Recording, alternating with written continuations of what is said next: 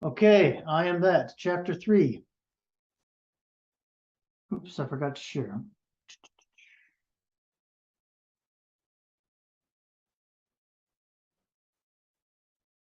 All right, the living present. As I can see, there is nothing wrong with my body, nor with my real being. Both are not of my making and need not be improved upon. What has gone wrong is the inner body, call it mind, consciousness, antakarana, whatever the name. What do you consider wrong with your mind? It is restless, greedy of the pleasant, and afraid of the unpleasant. What is wrong with seeking the pleasant and shirking the unpleasant? Between the banks of pain and pleasure, the river of life flows. It is only when the mind refuses to flow with life and gets stuck at the banks that it becomes a problem.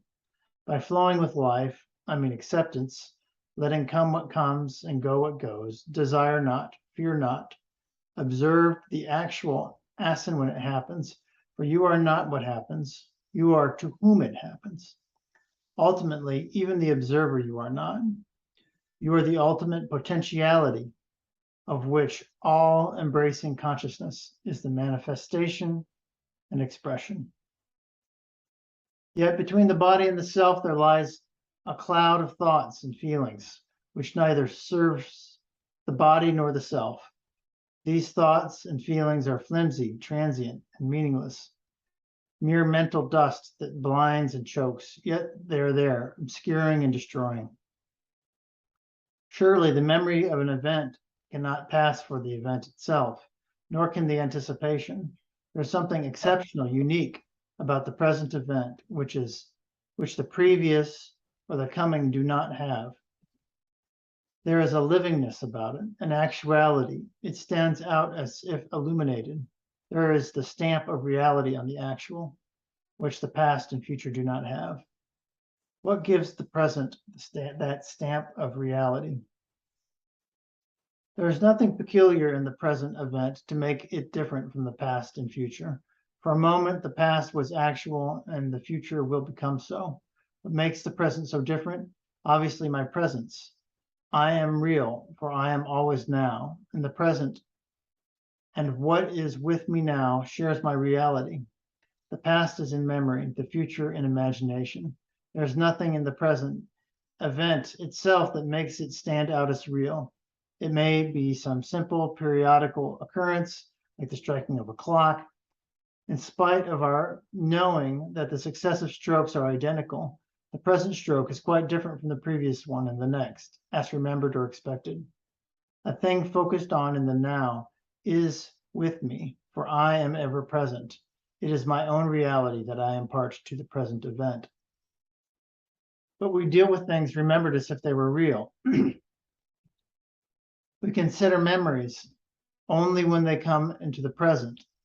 The forgotten is not counted until one is reminded, which implies bringing it into the now. Yes, I can see there is in the now some unknown factor that gives momentary reality to the transient actuality.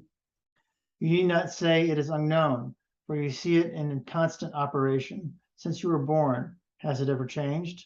Things and thoughts have been changing all the time, but the feeling that is what is real has never changed, even in dream. In deep sleep, there is no experience of the present reality. The blankness of deep sleep is due entirely to the lack of specific memories, but a general memory of well-being is there. There is a difference in feeling when I say I was deeply asleep from I was absent. We shall repeat the question we began with. Between life's source and life's expression, which is the body, there is the mind and its ever-changeful states. The stream of mental states is endless, meaningless, and painful. Pain is a constant factor. What we call pleasure is but a gap, an interval between two painful states. Desire and fear are the weft and warp of living, and both are made of pain. Our question is, can there be a happy mind? Desire is the memory of pleasure, and fear is the memory of pain. Both make the mind restless. Moments of pleasure are merely gaps in the stream of pain. How can the mind be happy? That is true that we desire pleasure or expect pain, but there are moments of unexpected, unanticipated joy, pure joy, uncontaminated by desire, unsought, undeserved, God-given. Still, joy is joy only against a background of pain. Is pain a cosmic fact or purely mental? The universe is complete, and where there is completeness, where nothing lacks, what can give pain? The universe can be complete as a whole, but incomplete in details. A part of the whole, seen in relation to the whole, is also complete. Only when seen in isolation, it becomes deficit and thus a seat of pain. What makes for isolation? Limitations of mind, of course. The mind cannot see the whole for the part. Good enough. The mind, by its very nature, divides and opposes. Can there be some other mind which unites and harmonizes, which sees the whole and the part as the totality related to the whole? The other mind, where to look for it? And going beyond the limiting, dividing, and opposing mind, and ending the mental process as we know it, when it comes to an end, that mind is born. In that mind, the problem of joy and sorrow exists no longer, not as we know them, as desirable or repugnant.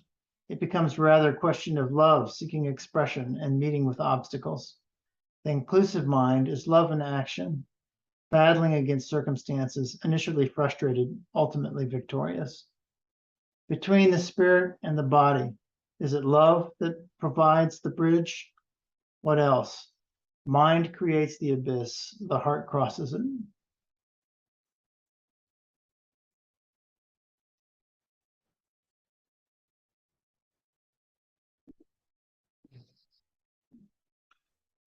That's it. Chapter 3.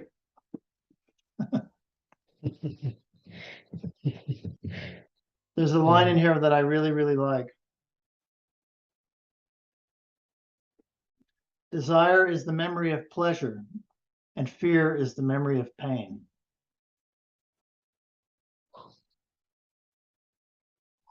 I really like that.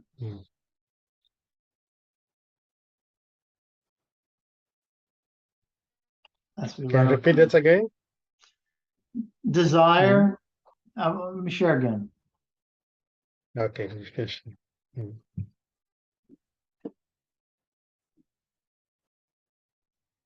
Desire is the memory of pleasure, and fear is the memory of pain.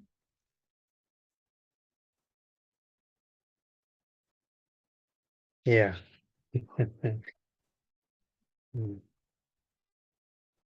Yeah, really.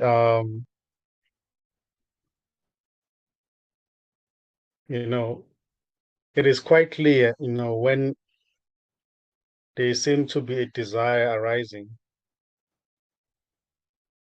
is because of the experience of pleasure for that imaginary character.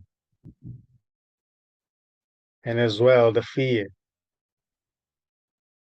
When fear arises, it's because of the experience of terror for that imaginary character.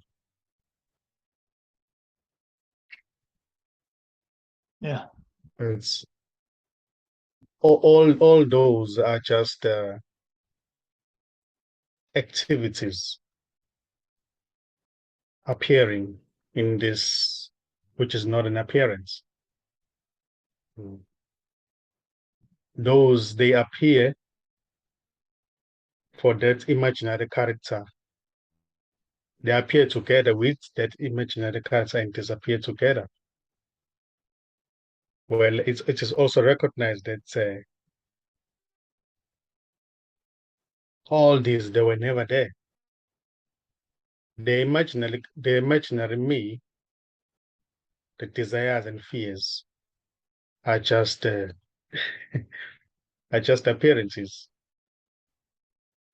They don't mean anything, really.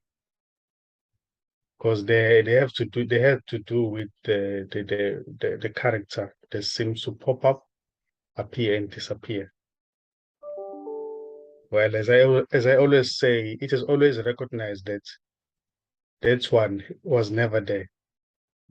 Same goes with the desires, fear and the desire.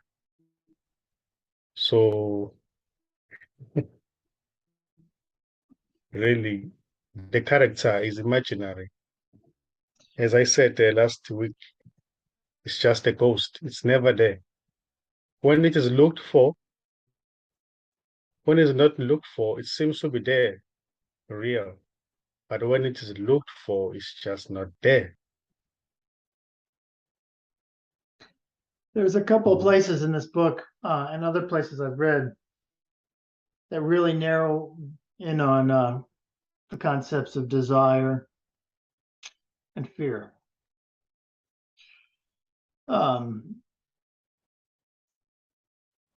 As being particularly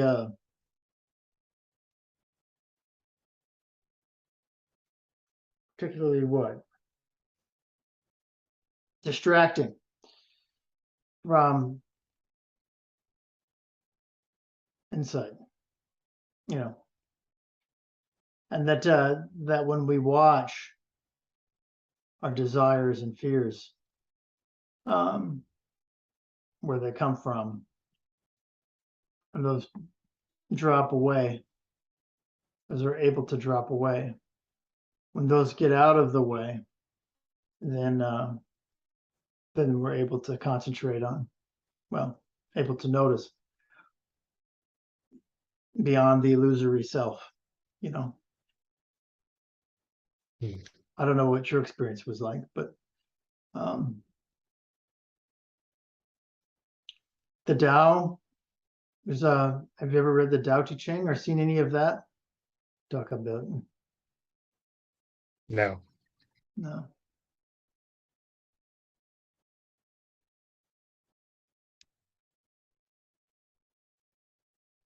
Oh, maybe we could read some of that sometime.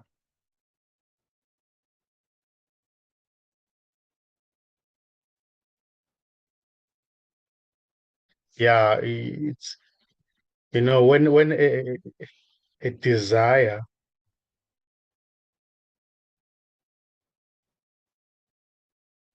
desire or a fear appears, or especially fear, let's talk about fear. When it appears, when you check who is it appearing to, then the character may seem to dissipate, because really there is nobody there. But when there's no checking happening or looking happening, who is that fear appearing to? Then it will seem as if it's appearing to a real somebody. That somebody may seem to suffer, you know.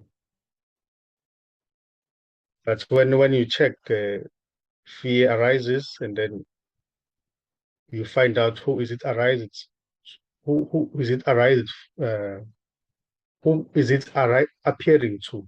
Then the character right there dissipates, and it is recognized that there wasn't any character.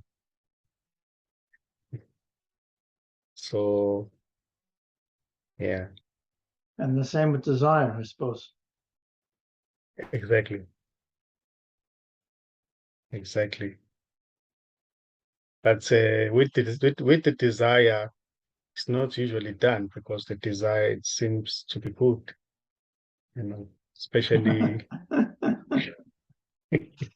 Well, not if you want something you can't have.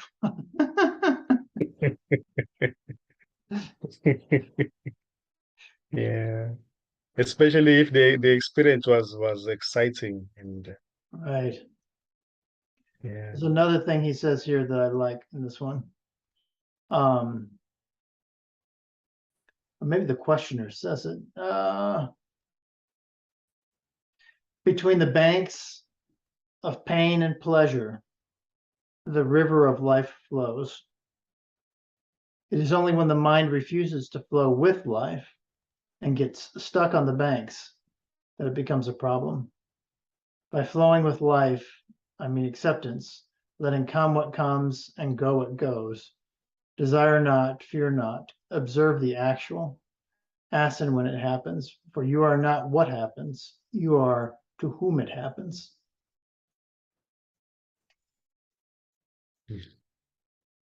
Yeah, I like that part. exactly. Yeah. Yeah, beautiful. You know that the lights is always shining. The sun is always shining. You know, anything may happen. You know, but the light is always shining.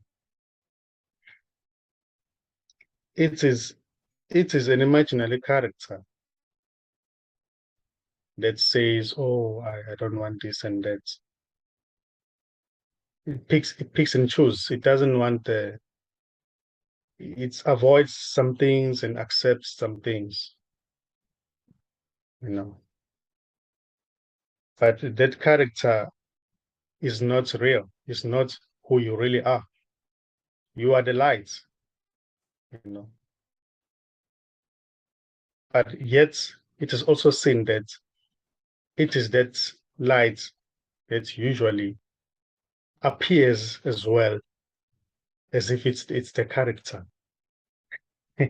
And then at the end of the day, it's also recognized that the light recognizes itself has never been a character. There's always been light. It's not that there's a real somebody who says, "Oh, I don't want that experience. I want that experience." It is the light appearing as that somebody, and then recognizes itself that it has never been that somebody. It has always been light. So it's as if nothing happened. It was just life all the way. So there's no wrong or right with anything that seems to be happening because it's just an expression of light. It's just light shining differently. So everything is beautiful, as I always say.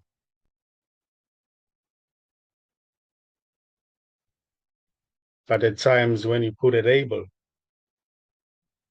uh, you know, things they seem to be some things may seem to be bad, may seem to lose that beauty. Like for instance, in the case of a tree, when you take a tree as just a tree, then it's nothing. It's nothing. But when you see it the way it is, without a label, then it's it's beautiful. It's beautiful. It's alive, shining, because it is just an expression of light. Everything is shining. Every object is shining because it's just an expression of light.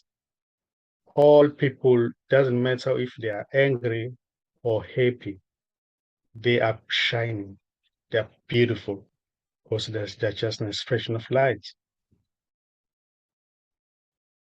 People going to the left or going to the right, being busy, worried, some smiling, they are all beautiful because it's just light appearing to be those people.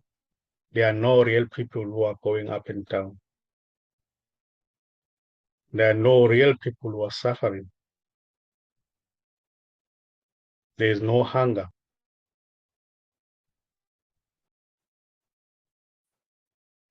It's just light expressing as that. There's no separation at all. Yet it is also seen that the sense of okayness that is here, it's because it is seen that everything is light. It's just shining, beautiful. So everybody's okay and everything is okay. Every experience is okay. Every story is okay. There are no good and bad stories.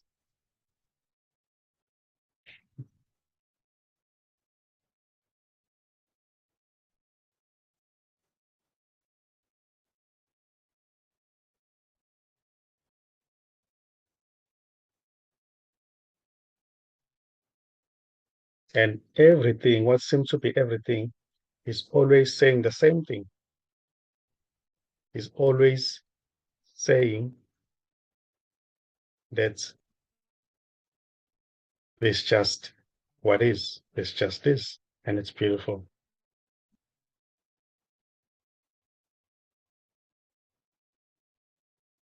A small microscopic creature crawling is saying the same message.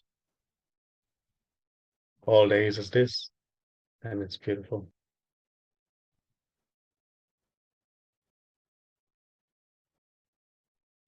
Stone, the trees, water,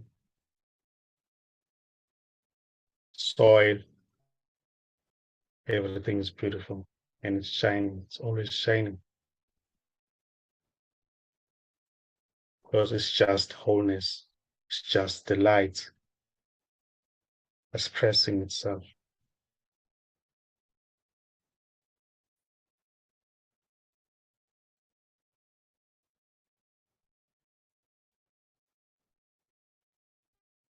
And this doesn't see the me, doesn't know the me, because there's no me.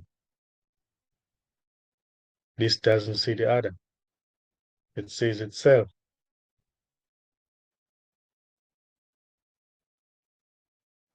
as whole and complete.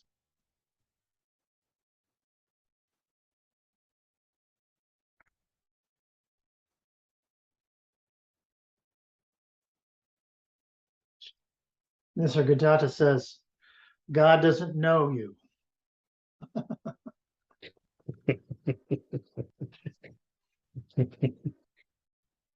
Yes. Doesn't see the me. Exactly. Same thing. Yeah, God doesn't know you at all. Doesn't know anybody because everybody's God playing. It's just a play.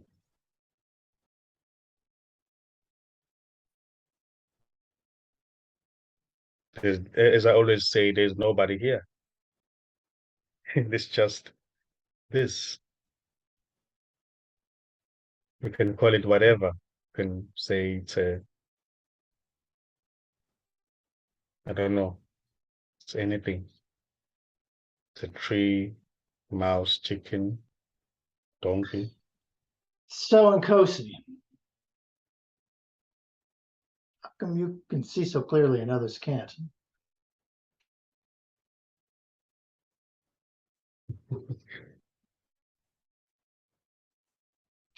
Yeah, even though there's nobody here Even to though there's see nobody there. clearly. Yeah, it's just seeing. And there's just seeing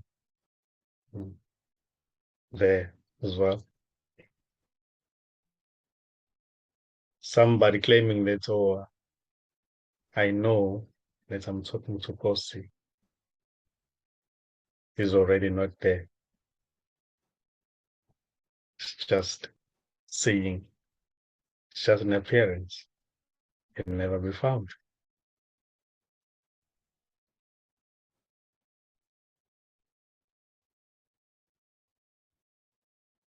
Or a separate somebody. It's not there. It's just everything saying that.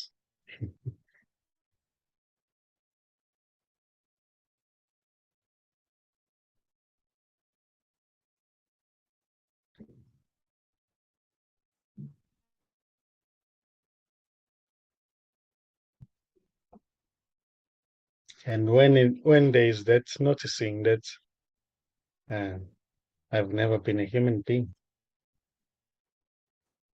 It's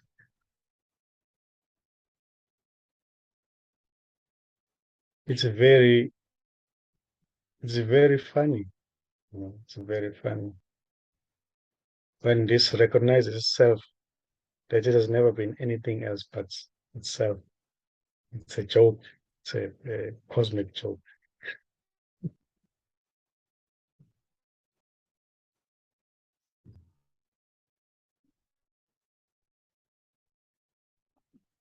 Cosmic joke. Yeah. And it is always seen and noticed all the time. That noticing or that recognition is never not there. It's here right now. It's already here.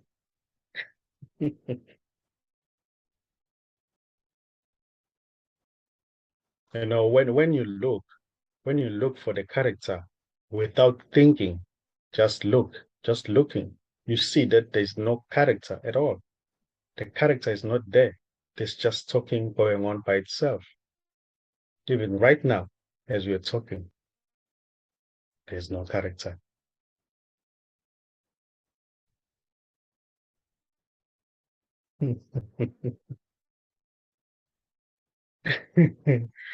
Right now, there's no character. And sometimes, it's also seen when, what seems to be others talking about this message. It is also noticed that, this, this one is trying to convince that one as if there's a real somebody there trying to. But that's not to say that it's wrong or right. It's just also what's appearing. This light appearing as that. It's beautiful as well. It's beautiful. Every expression is okay.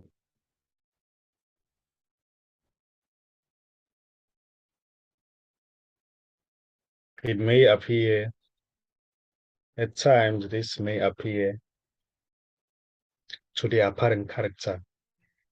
It may appear so rude, you know, it may appear so rude So because, rude. yeah, I mean, in the sense, like, because this, what is, expresses itself differently, you know. Yeah.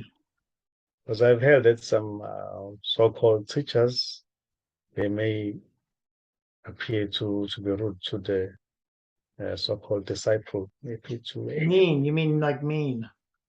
mean, yes, Right. and mean. That's the word I was looking for, yeah. No, rude works. I just your accent or something. Rude was couldn't catch it. Okay. Yeah. Yeah. It's funny, you watch yourself, you don't know what the hell's going on sometimes. It just comes out. Yeah.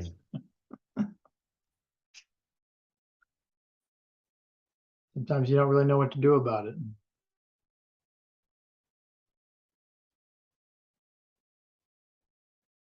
just goes.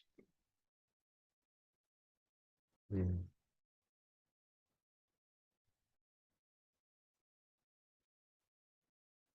Yeah, at times uh, it's very advisable to not to try to deal with the situation that is appearing at the time, but just to notice or to find out uh, that problem or that situation, whom is it appearing? It's appearing for whom? then it's always noticed that that one is not there. The one who says, "Oh, I'm suffering this." There is that situation, or there's that problem appearing. I'm trying to solve it. I don't know how to solve it. There is a pain. There's sickness.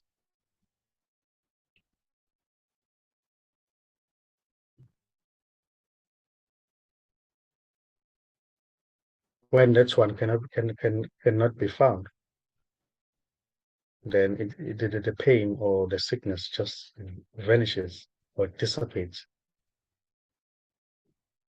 because there's no victim. It's like there's no one who's there. There's no real somebody who's actually sick or who's feeling pain. It dissipates. And it is seen that there's no center. There wasn't any center. There wasn't any victim.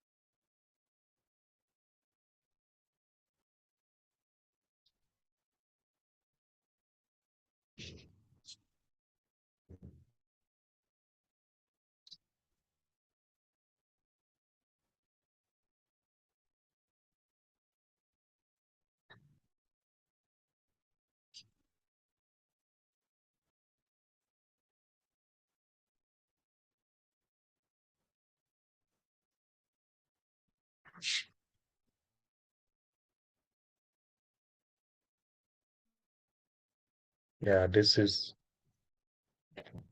changeless. The changeful may seem to be in appearance, in this, but this is changeless. Even what seems to be changeful is also changeless, in a sense that the changeful is an expression of the changeless. So the changeful is also changeless. Right. Mm. Right.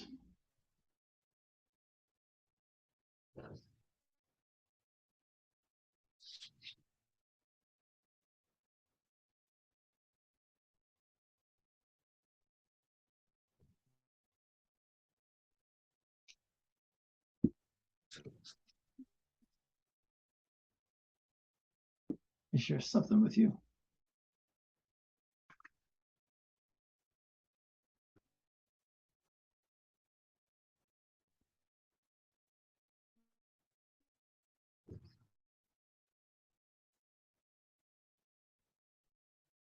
Mm.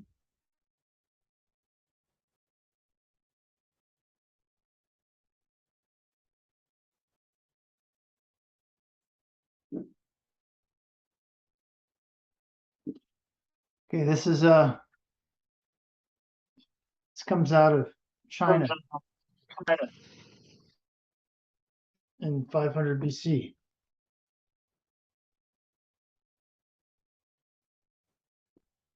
Let's see.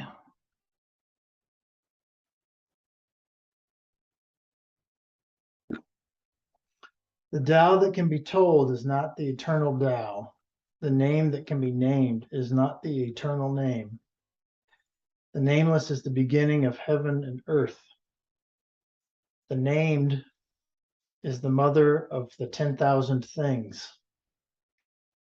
Ever desireless, one can see the mystery. Ever desiring, one sees the manifestations. These two spring from the same source but differ in name. This appears as darkness, darkness within darkness, the gate to all mystery.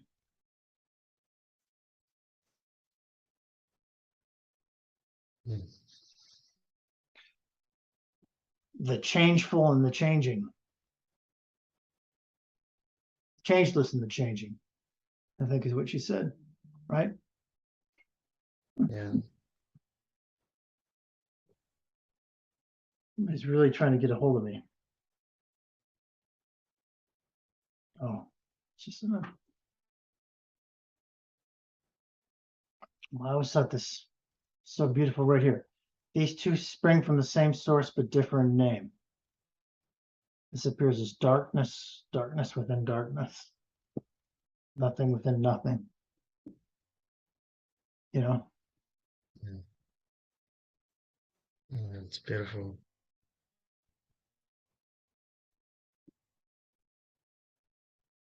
Darkness within darkness. Yeah.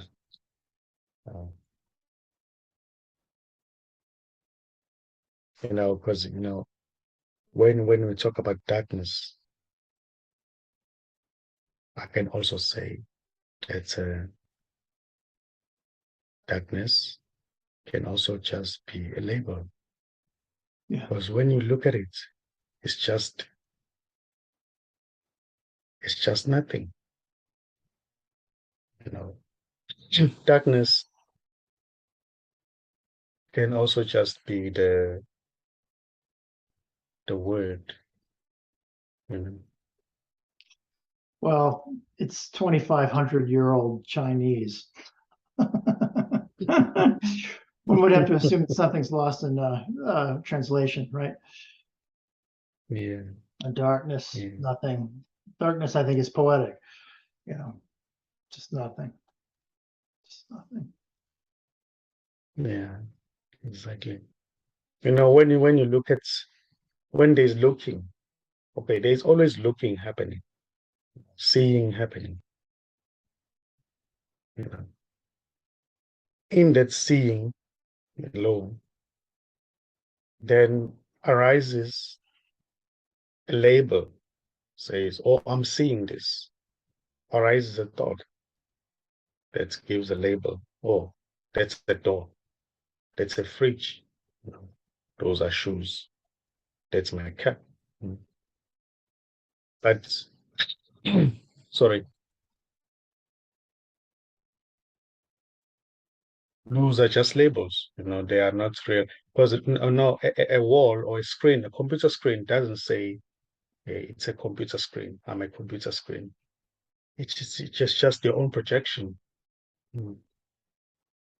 that gives it just a label.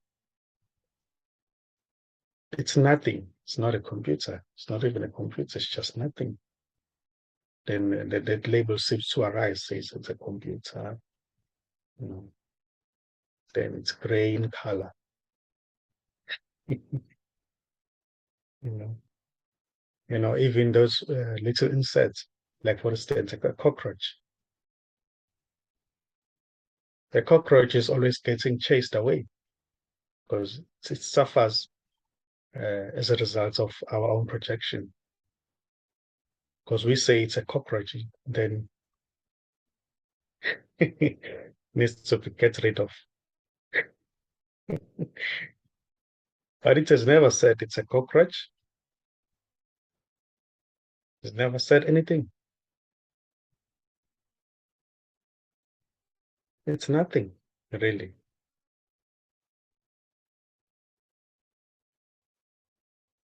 It suffers as a result of the projection or the label we give it.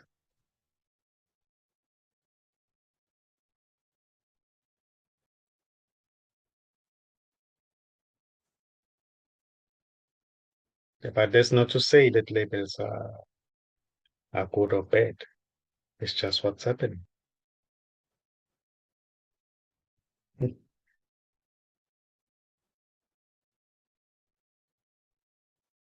But, you know, everything is already nameless, formless, and empty.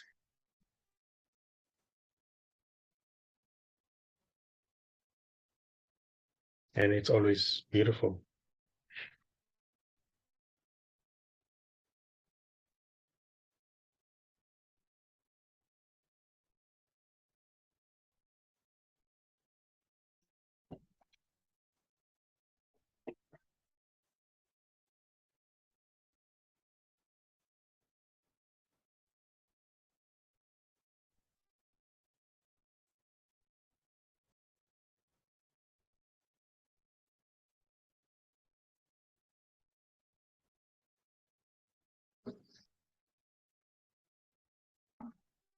Sometimes I like to write down the things you say.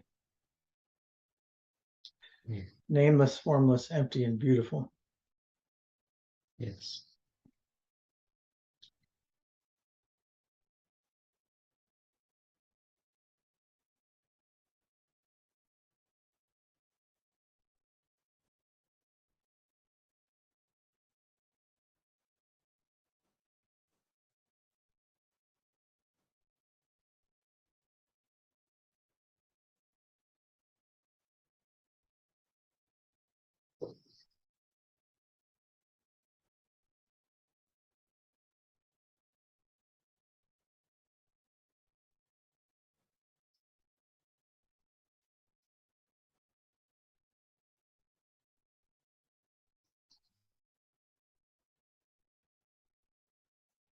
I've been reading this book that somebody recommended to me called Blessing.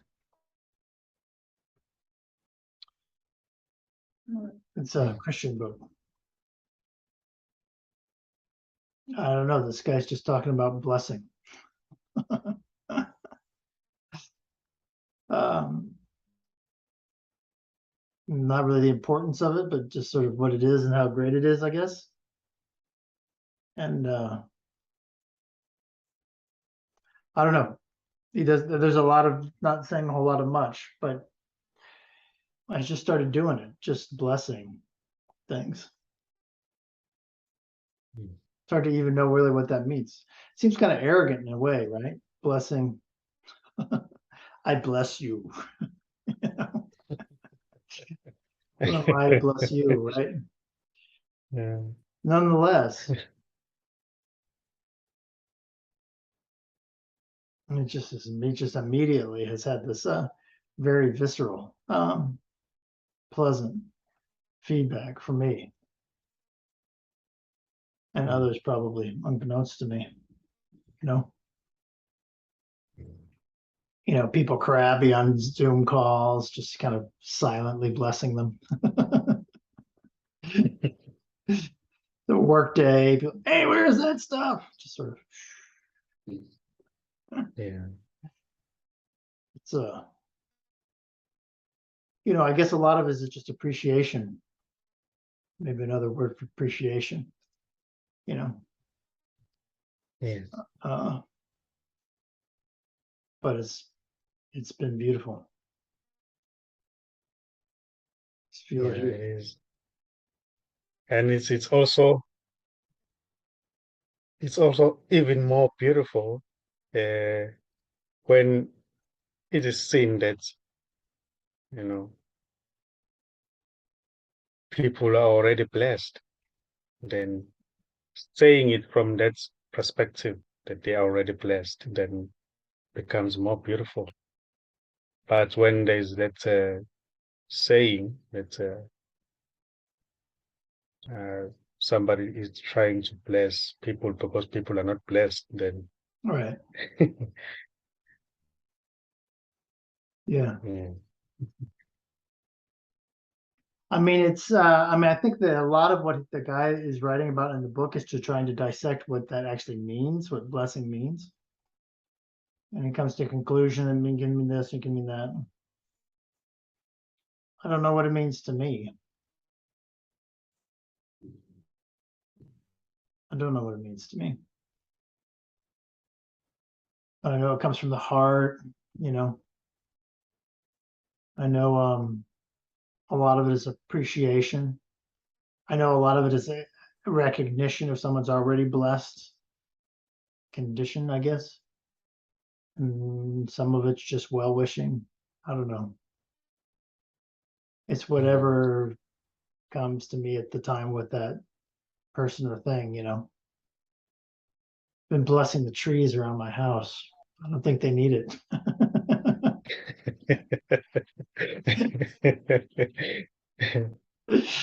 Yeah.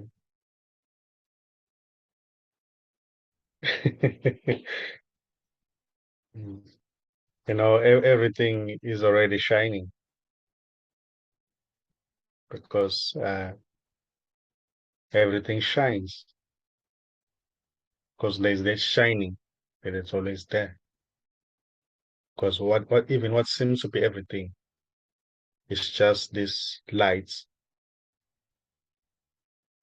appearing as everything. So everything is already shining, beautiful and blessed already. Right. So saying that blessing things becomes more like a concept, like, because everything is already blessed. It's Right. beautiful already. Right. This is true. A concept.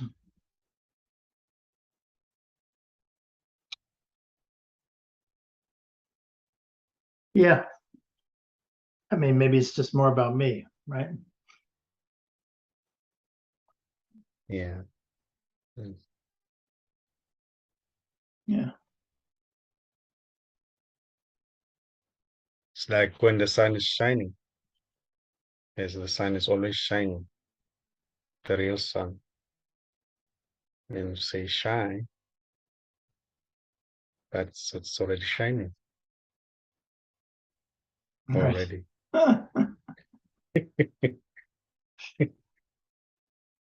Mm.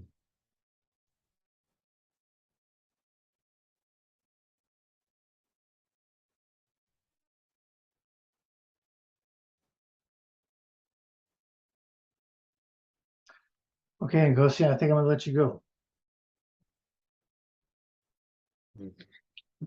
My love to your auntie. Okay. Say a prayer Thanks. for my wife if you have time. Sorry? Say a prayer for my wife if you have time. Yeah, I will pray. Yeah, I will pray. Is it left or right? it's her left. Yeah. Left. Yeah. Mm. Yeah, I will do some. It's up Yeah, here. I will I don't know. see what to do. It's like a lymph node, I think, right up here. Okay. Okay. Bye. Okay. Thanks. Bye.